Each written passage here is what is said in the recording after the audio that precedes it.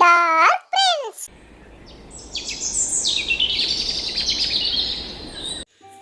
செஞ்சோலை என்ற ஒரு அழகிய கிராமம். செழிப்பு மிக்க பசுமையான அழகிய கிராமம். இதில் கண்ணன் என்கின்ற சிறுவன் வாழ்கிறான். கண்ணன் என்கிறவன் ஒரு விவசாயியின் மகன். கண்ணன் சுட்டித்தனமும் புத்திசாலியும் உள்ள ஒரு சிறுவன். இவர்தான் கண்ணனின் அப்பா ரெங்கன். ரெங்கன் ஒரு விவசாயி. ரெங்கனுக்கு வயல்னா உயிர். இது கண்ணனின் அம்மா மல்லிகா. இவள் வீட்டு வேலையையும் குடும்பத்தையும் கவனித்துக் கொள்கிறாள். கண்ணன் பள்ளி படிக்கும் ஒரு சிறுவன். அவன் வழக்கம்போல் சந்தோஷமாக பள்ளிக்கு செல்கிறான். இப்படி சந்தோஷமாக இருந்த இவர்கள் ஒரு பிரச்சனையை சந்திக்கிறார்கள். அந்த பிரச்சனை என்னவென்றால், விவசாயிக்கு மிகவும் முக்கியமான ஒன்று தண்ணீர். அதற்கு அங்கு மழையே இல்லை. மழை இல்லாமல் பயிர்கள் எல்லாம் வாடிவிடுகின்றன. இதனை கண்ட கண்ணன் அப்பா மிகவும் வருத்தமடைகிறார்.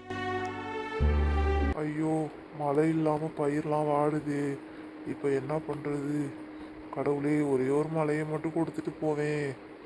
பயிரெலாம் வாடுறத பார்த்தா கஷ்டமா இருக்கு. பயிர்கள் வாடுவதை பார்த்துவிட்டு சோகமாக வீடு திரும்புகிறார் ரெங்கன்.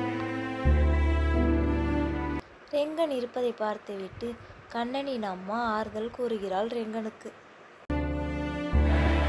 இதை நினச்சி வருந்தாதீங்க, நம்மளுக்கு கடவுள் எப்பவும் துணை இருப்பாரு.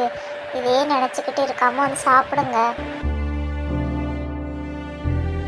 பயிர்கள் எல்லாம் வாடுவதற்கு ஏதாவது செய்ய வேண்டும் என்று கண்ணன் யோசிக்கிறான். கண்ணனுக்கு ஒரு யோசனை தோன்றுகிறது. பயிர்கள் எல்லாம் வாடுவதை கண்ட கண்ணன் ஒரு தீர்மானம் போட எண்ணுகிறான். அதற்கு தோழர்களை கூட்டுகிறான். தோழர்களே, நம்ம ஊரில் மழையே இல்லாமல் இருக்கிறது. அதற்கு நம்ம ஏதாவது ஒன்று பண்ணணும். நம்ம வயலுக்கு உயிர் கொடுக்கணும்னா நம்ம தான் ஏதாவது பண்ணணும். அதனால எனக்கு ஒரு யோசனை தோணுது. அது என்னன்னு இப்போ நான் உங்களுக்கு சொல்கிறேன். பொதுமக்களிடம் நம்ம தான் விழிப்புணர்வு ஏற்படுத்த வேண்டும். மரம் வளர்ப்பதை பற்றியும் பசுமையை காக்கிறத பற்றியும் நம்ம பேசணும் மக்களிடம். நம்ம அவங்கள்ட்ட சொல்கிறது மட்டும் இல்லாமல் நம்மளும் செடி நட்டு தண்ணி ஊற்றி மரமாக வளர்க்கணும் என்று தோழர்களிடம் கண்ணன் கூறுகிறான்.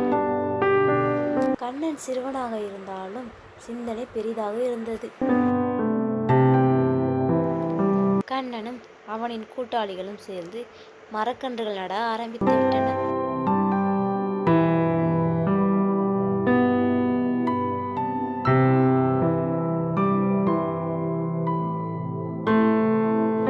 பின்னர் மழை சிறு சிறு துளியாக மண்ணில் விழுகின்றன.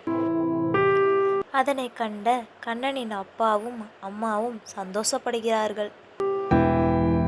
மழையின் சின்ன தூறலை கண்டு குழந்தைகள் மகிழ்ச்சி அடைகின்றன. வாடிப்போன பயிரெல்லாம் திரும்பவும் முளைக்குது.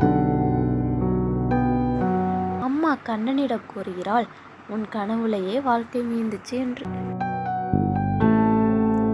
ஊர் மக்கள் கண்ணனின் செயலுக்கு பாராட்டுகிறார்கள். கண்ணன் வழக்கம்போல் பள்ளிக்கு செல்கிறான்.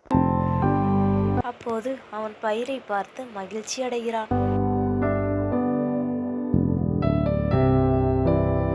வளர்ந்து வரும் பசுமையை காப்பது அது நம்ம கையில்தான் உள்ளது.